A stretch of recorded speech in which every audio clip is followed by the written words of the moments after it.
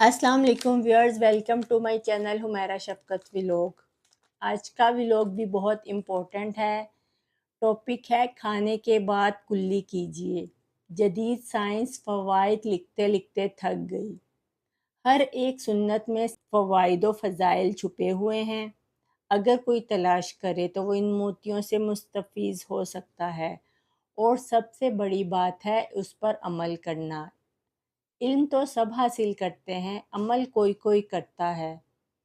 हमारे प्यारे नबी सरवरे कौनैन सल्लल्लाहु अलैहि वसल्लम की सुन्नत मुबारका थी कि वो जब भी खाना तनावुल फरमा कर फारिग होते तो वो एक मर्तबा हाथ धोते और 3 मर्तबा कुल्ली फरमा लेते। मैंने ये सुन्नत मुबारका सुनी और इस पर अमल करना शुरू कर दिया। अल्हम्दुलिल्लाह बहुत फ़वाइद व फ़ज़ाइल हासिल हुए।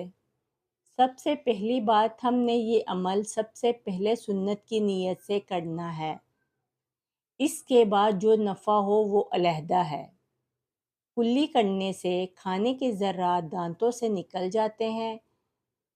साइंस ने 1400 साल बाद एतराफ़ किया और दांतों के डॉक्टर्स ने इस चीज़ का इकरार शुरू किया कि खाने के बाद अच्छी तरह कुल्ली करें, क्योंकि अंदर मौजूद ज़र्रात बीमारी बन जाते हैं और दांतों को नुकसान पहुंचाते हैं। जब ज़र्रात दांतों से निकल जाते हैं तो दांतों के दरमियान खला नहीं बनता। खला बनने से एक, दांतों की खूबसूरती ख़त्म हो जाती है।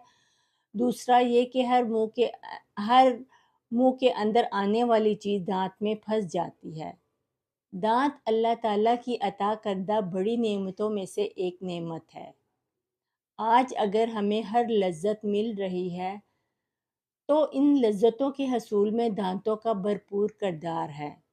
उन लोगों से पूछे जो दांतों से महरूम हैं और दांत को तरस रहे हैं। खाने के लिए चीज़ है लेकिन चबाने के लिए दांत नहीं है। जो एक सुन्नत को ज़िंदा करता है उसे 99 शहीदों का सवाब मिलता है, और बाज़ रिवायात में 99 बदरी शहीदों का सवाब मिलता है।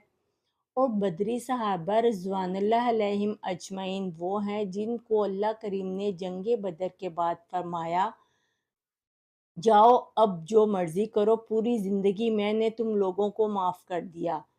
अगर तो आप इन सहाबा कराम का सवाब पाना चाहते हैं तो आपके पास इससे ज़्यादा नफ़ामंद पैकेज कौन सा हो सकता है। जब बंदा खाना खाकर फारिग होता है तो उसके दांतों पर लेसदार अशिया जो खाने में मौजूद होती हैं वो चिपक जाती हैं। इनको मंदमल करना लाजिम हो जाता है, वरना वो दांतों को पिलाहट की तरफ माइल कर देती हैं, और जिससे इंसान के दांतों की खूबसूरती बहुत कम रह जाती है।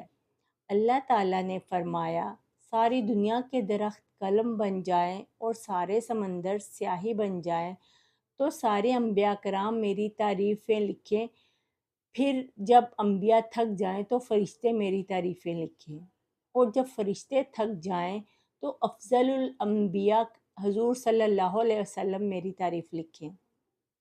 इसी तरह हर बंदा तारीफ़ लिखे तब भी मेरी तारीफ़ का एक ज़र्रा भी अदा ना होगा। इसी तरह मामला सुन्नत का है।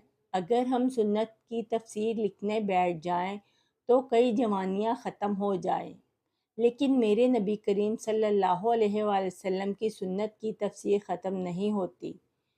हज़रत अब्दुल्ला बिन मुबारक रहमतुल्लाह अलैह ताबई थे। वो मस्जिद से बाहर बाद नमाज इशा तशरीफ़ ले जा रहे थे। अंधेरी रात थी तो एक बंदे ने इनसे एक हदीस मुबारका की तफसीर पूछी।